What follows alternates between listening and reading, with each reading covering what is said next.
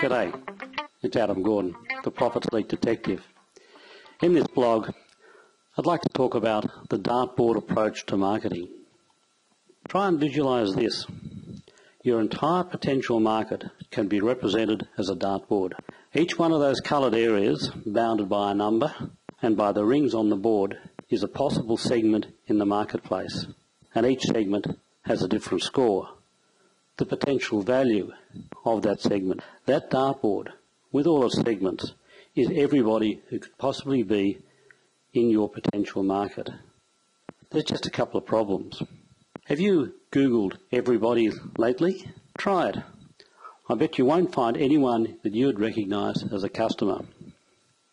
And there's a second problem. The most certain way to go broke and stay broke is by insisting that everybody is your customer. It could be true that everybody could buy your product, but it is never true that everybody is motivated to buy your product. Everyone is not your customer, as Dan Kennedy says. By targeting everyone, you're likely to get no one. The market will just not be there. So let's come back to our dartboard and our darts. Imagine you have 3 darts, and those darts represent the time and the money you have available to invest in winning customers for your business.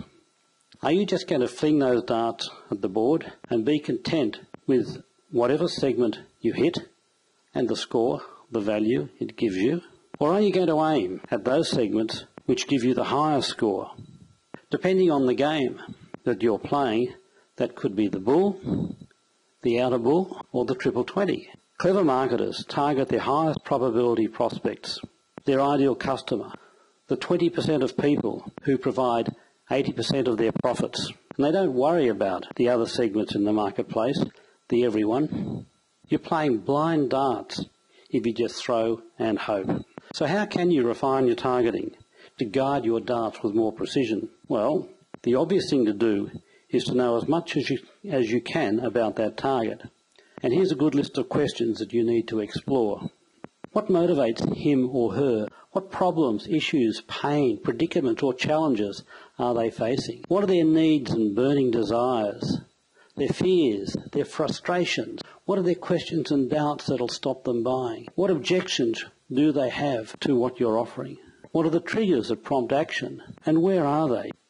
Knowing who and where your customers are empowers you to target them more effectively. Once you can answer those questions, you're in a good position to develop the marketing tactics you need to reach each of those targets. And by marketing tactics, I mean the 7 P's of the marketing mix: position, product, promotion, price, place, process and people. You'll also be able to create the unique selling proposition and core marketing message that will apply to that segment. Once you do this, the next step to take is to picture that ideal customer. In fact, go beyond that. Describe him or her. Write a couple of paragraphs about that customer: their age, where they live, are they married, children, how do they dress, the car they drive. On the screen you'll see a few paragraphs I wrote about Andic. Andic, in fact, is an amalgam of a couple of my clients. It gives me a clear mental picture of who I'm dealing with. And why do we do that? When you come to write your promotional material, you'll be speaking to that person personally, a one-to-one conversation with the client most likely to buy your product or service, and not to a crowd. Remember, a message targeting everybody targets nobody.